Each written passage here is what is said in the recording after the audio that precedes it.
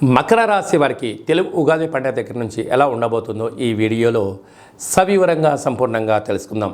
మకర రాశిలో ఏ ఏ నక్షత్రాలు వస్తాయనగా ఉత్తరాషాఢ నక్షత్రంలోని 2, 3, 4 పాదాలు, శ్రవణ నక్షత్రంలోని 4 పాదాలు, ధనిష్ఠా నక్షత్రంలోని 1, 2 పాదములు కలిపితే మకర రాశి ఇవ్వడం జరుగుతుంది. చాలామందికి పుట్టినటువంటి కాల సమయంలో డేటా బర్త్లో లేనటువంటి కారణం వలన పేరు యొక్క మొదటి అక్షరాన్ని అనుసరిస్తూ ఆ రాశిని తెలుసుకుని ప్రయత్నం చేద్దాం.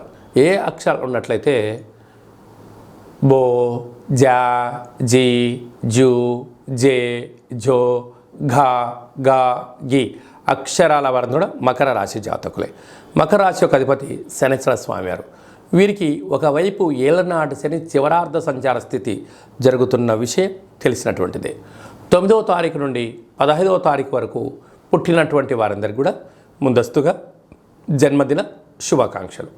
గతంలో వివాహం చేసుకున్న వారికి వివాహ వార్షికోత్సవ శుభాకాంక్షలు. వీరికి 2వ స్థానంలో కుజశని సంచార స్థితి, కుజదోష ప్రభావం.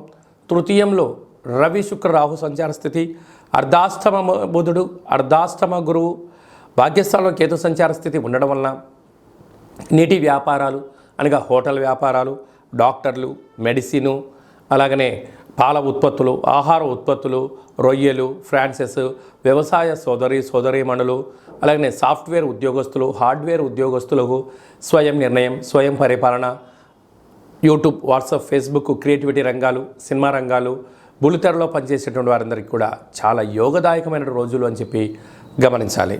కాకపోతే వీరికి ఏళ్ళనాటి శని చివరార్ధ సంచార స్థితిలో ఉండడం వలన వీరు ఎంత బరువైతే ఉంటారో అంత బరువుగలైన ఉప్పును తులాభారంగా ఏర్పాటు చేసుకొని ఆ ఉప్పుతో శివలింగాకారంగా ఏర్పాటు చేసి ఈ యొక్క శని యొక్క మంత్రాన్ని, ఈ యొక్క రుద్రుడి యొక్క మంత్రాన్ని సంపుటీకరణ చేసి రుద్రాభిషేకం చేసుకోవడం వలన ఉప్పు నీటితోనే పడుతుంది, నీటితోనే మరణిస్తుంది. కనుక సమస్యలన్నీ తొలగిపోయి రుణ సమస్యలు, రోగ సమస్యలు, శత్రు సమస్యలు, స్కిన్ డిసీజ్, అలర్జీ లాంటివి తొలగిపోయి అద్భుతమైన విజయం మీ సొంతం అవుతుందని చెప్పి గమనించాలి.